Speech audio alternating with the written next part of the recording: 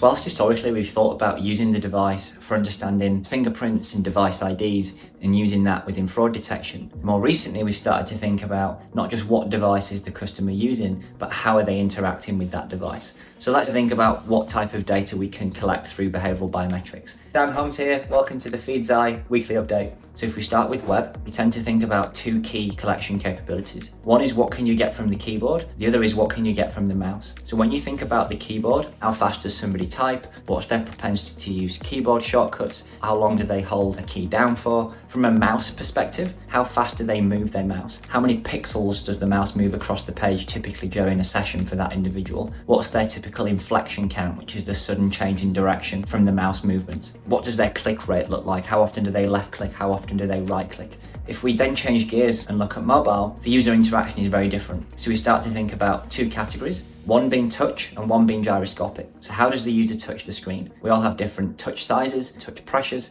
We all swipe the device in slightly different ways. And then from a gyroscopic perspective, what angles do we hold the device at? If I take this device here, I can see if the device is turning that way, if it's being laid flat, and I can also see the rotation there as well. What that allows the behavioural biometric capability to do is basic things like recognise which hand the device is normally held in by the user, as the angle when it's held in the right hand is different to the angle when it's held in the left hand. These are not necessarily things that we're consciously thinking about as we pull our device out of our pocket. These are just things that we inherently do as humans.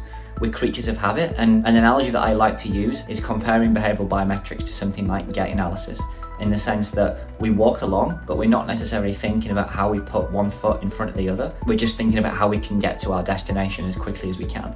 It's the same with behavioural biometrics. We don't think about how we unlock our device and start to use it. We just do it. We just take the device out and we start to interact with it naturally. So we actually start to generate over a period of about 5 to 8 interactions, a unique baseline of how users typically interact with their device. This is then extremely useful from a number of perspectives when it comes to fraud decisioning. In real time, we can compare the behaviour that's been exerted in the current session to that normalised baseline and that historical baseline that we have for the user. Anything that looks different or anomalous, we can then weave into the risk decision and create a risk flag that then suggests to the bank that something might be amiss and it might not be the regular user that's interacting in this particular web session. The reverse is also true in the sense that in fraud, we're always thinking about how can we balance the art of detection with the art of keeping friction low and only putting friction into the user journey when it's absolutely necessary. Behavioural biometrics is another positive use case there, in the sense that if we use my analogy from the start and we're just thinking about the user's device,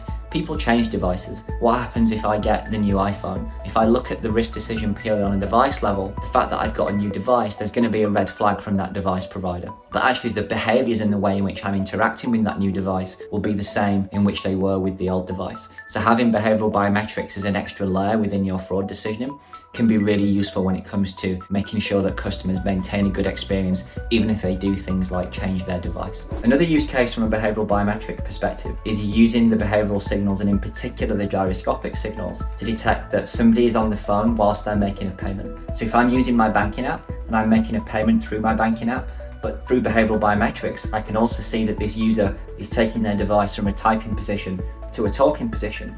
That could well be a signal that in parallel to making that payment, the victim or the customer is on the phone with somebody. The most common way for a fraudster to contact a victim when they're carrying out a scam is via the phone. So whilst it's not a bulletproof technique on its own, if you can layer those gyroscopic signals together with the payment risk that's attached to it, then you potentially give yourself as the bank the best opportunity to spot that the victim might be at risk, and you can step in and you can force authentication and have an informed discussion with that customer about what they should do next in that payment journey. Please do let us know your thoughts about the usage of behavioural biometrics within your fraud strategy. Thank you very much for listening. This was the Feed's Eye weekly update.